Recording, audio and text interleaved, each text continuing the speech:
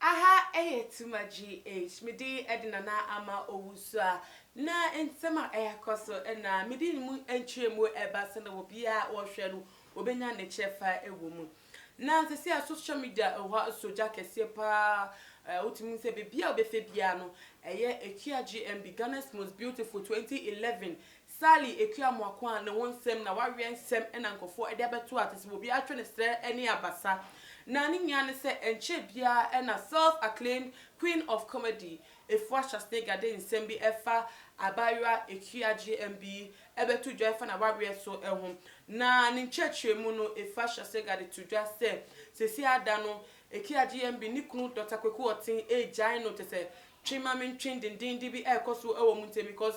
papa na hu se abaywa no woni no kware ema no wafa ne chiache na afei na neni so atete na tese hu ni se aware no wontimi entu ase biem titintontan ye ntwem na wobia enya ne baby enko na we na fashion singer so mo saka se papa no ekopie mu ewo abaywa Ekia GMB ni office ewo Angel Group of Companies ono na ebufo mu no papa no ebo abaywa Ekia GMB ni so ediem so peja snap se abaywa ni embojia se no kware se since ware no onfa ne chida won pemu no onka ewo ensa no enso na abaywa Ekia GMB deny se da bi oyo Kristo ni nti want me embo no hudua ana so timi mbodua ewo sa kwan no so no Kristo sum entre no sa Emma from reporter if I should think at the two no papa no epamo no efi officer matter say see aye kan no sa de nsakra koma Ekia GMB ne busu afo say aware no wonya enware no biem na if I should think an church we to say odin se bebre so epiepie odin se bebre to dwa wo bobo din emema wo susu say womni Ekia GMB twe empna na din no de yehu Dr.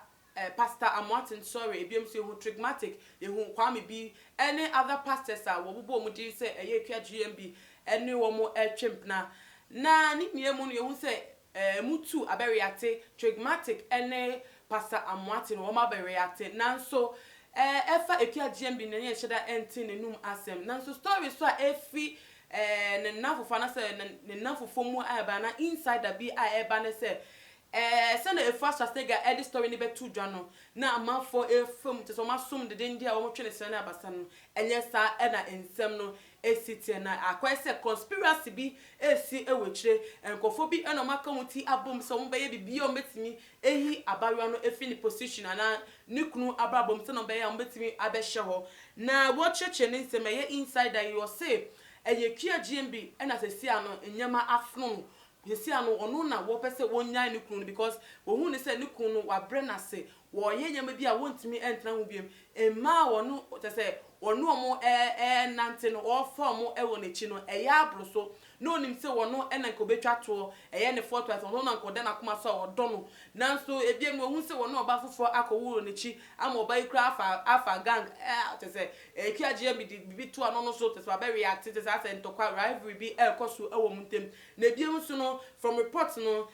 insider claim say Dr. Kweku Otin no wasa any Ekia GMB the best friends the close friends Tracy Boache any Emilia Bobe so I have it affair and also eka wa ahye Ekia GMB pa ma won say ade oye den a baby a nsem no ekika kono agye ne nsem wakase Otina wa we yase a ya kana nkofo BP stroke anase heart attack krepi na ebi abefa no na dina akopemu owuwo mu ono so ehunu so ye young girl ontimi ntina atete hu enwu kwa a obetimi akoso ewo na brabo ma wonya ohaw bia ewechire enu nti ebe ya wonu mom na sesi ano se na first Shasnega de betu just say wonu ye gyan no da bi entisa na wonu mom Ekia GMB na o gyan ne kunu ede nsa ekoma ne kunu ebusafo se wontimi entina aware no asibiem na wo kire mo besi se insider yi se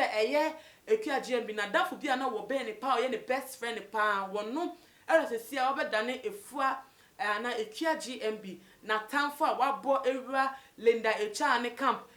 ma ne fila efa Ekia GMB hu na sa fila ye odi ma Linda Echa no so ne group afoma de abedru efashas nigga won no so won da asem bia ni wa wontimi enka on fere wenim on fere se wotibi ojibi ogina bia ni se wo ye politician se wo ye president se wo ye akwaketwa on do beka ne pe obeka ne obesi ni pe no wesi ni pe ti do tie bia ana no so aka sesi ano abeye ohaw ediama ekia GMB enti nsem no kwawe wo mu pa ne se ekia ne bom e na wo prese wo befi na wa wiase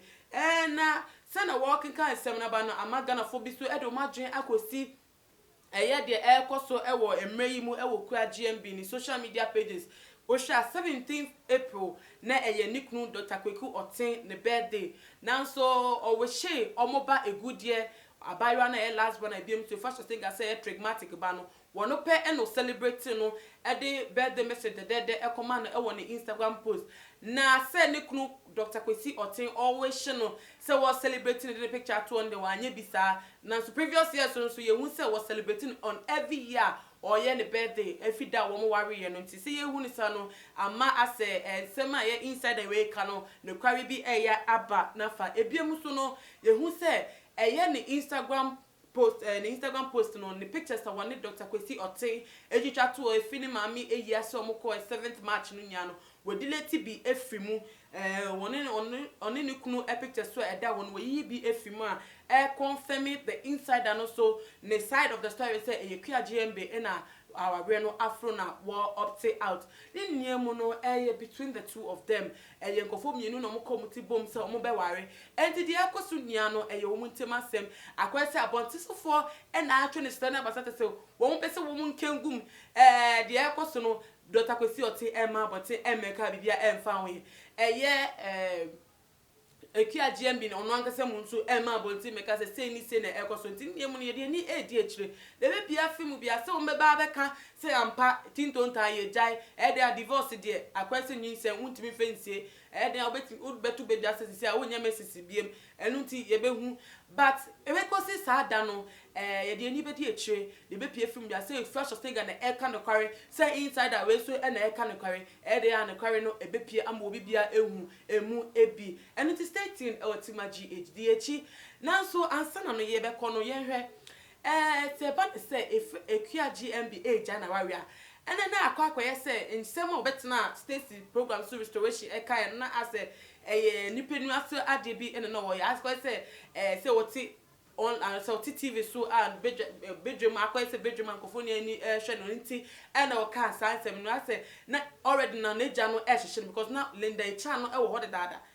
eti ase eja na ehhye na se ba so wont mi ma obia ehun de ekoso nti no ka sansem no na sisa mete so a ye de ye behu no kware nti ye hwe nim na ebiem so so Dr. Kweku Otin so na eja no na stories na ifoso so so e de ba na no kware